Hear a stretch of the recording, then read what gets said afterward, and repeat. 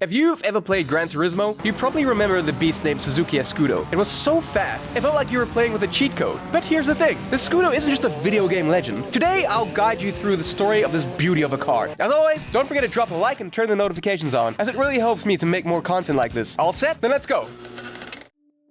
So, I'll rewind to the late 80s. Suzuki, you know, the brand we usually think of for small, affordable cars and loud motorbikes? Yeah, back then, these guys were making moves in rallying. While the big dogs like Toyota and Subaru were all about WRC glory, Suzuki, I guess they had other plans. I'm talking about hill climbs kind of racing. To be precise, their main goal was to win at legendary Pikes Peak. And who helped them to make the dream come true? None other than Nobuhiro Tajima himself. This guy was a force of nature, a beast on the track and off it, hence the nickname, the Monster. Rewinding the footage of his races, I find his driving style aggressive and honestly a bit terrifying. So, by 89, he's teamed up with Suzuki, and they're eyeing Pikes Peak. They even took a part in the race that year. But I guess the story wouldn't be so interesting if they just won straight from the start. What happened? They lost that year. And here's what I respect about the Monster. Even after the loss, he wasn't just there for a one and done. He came back, learning every curve of that course. It's that relentless grind that sets legends apart. Suzuki and Tajima competed in Pikes Peak from 1989 to 2011. For now, I'll stop only on their first win in 1995. At that time, they pulled out the big guns. The Escudo itself. Let me just say, this wasn't your ordinary hill climb car. Two turbocharged engines, one in the front, one in the back, with a combined 900 horsepower. This kind of power was unheard of in the mid-90s. Packing this much raw energy into its turbocharged engines, Suzuki weighed only 900 kilos. Talk about being shredded. But how do you put not just one, but two engines in the car? Suzuki had done the impossible. As I find this part absolutely crazy. These guys balanced two separate drivetrains, two throttle systems, and two transmissions, all in one Escudo. Of course, the almighty engineers had to ensure that these two systems could communicate perfectly to prevent the car from tearing itself apart. And they succeeded. With all that unbelievable tech, Tajima absolutely crushed Pikes Peak in 95, taking home the win. A win for Suzuki that I guess proved they could hang with the big boys in hill climb racing.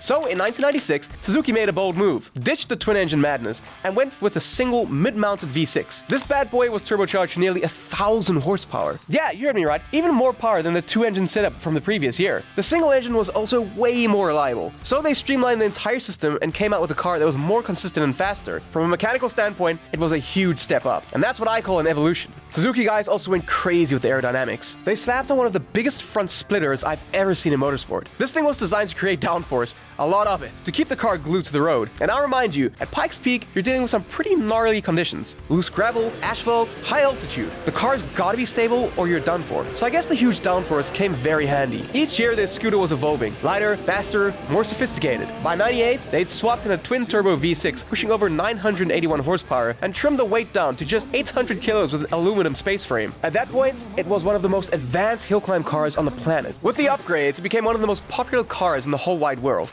And I guess we should thank Gran Turismo 2, a video game that was released in 1998. In the game, you could upgrade the Escudo practically to the infinity. Use it almost as a cheat code to win every challenge that there was. Maybe this exact part of the series made me fall in love with motorsport and the Escudo itself. But here's what I find frustrating. Despite all these upgrades and recognition in the gaming world, Suzuki and Tajima just couldn't snag the top spot once again. From 1996 to 1998, the Monster finished second every time. With the Escudo being all fancy and upgraded, the victory still slipped Suzuki and Tajima's fingers. You know, I know, the car had the power, the tech, and one of the best drivers out there. They needed more than just another win.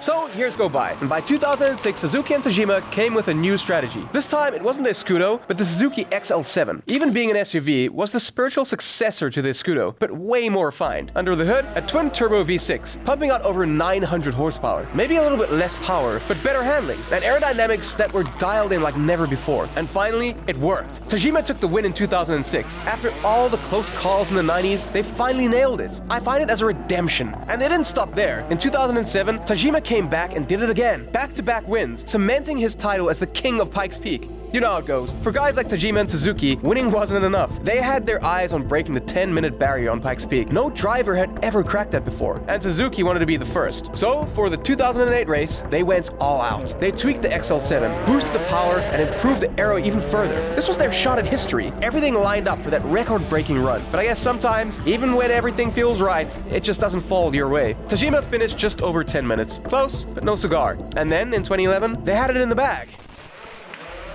Imagine being consistent over something for 10 to 15 years. Hell, sometimes I can't even keep promises that I gave to myself yesterday. But that's not the case of Suzuki, guys, as year after year, they kept pushing and pushing, not just for another win, but for the record. By 2011, things were starting to look different at Pikes Peak. Most of the course had been paved by then, which meant faster times, but also a more predictable road. And I think that's huge when you're pushing a car to its absolute limit. Tajima knew this was his moment. He showed up with a new machine, the Suzuki SX4.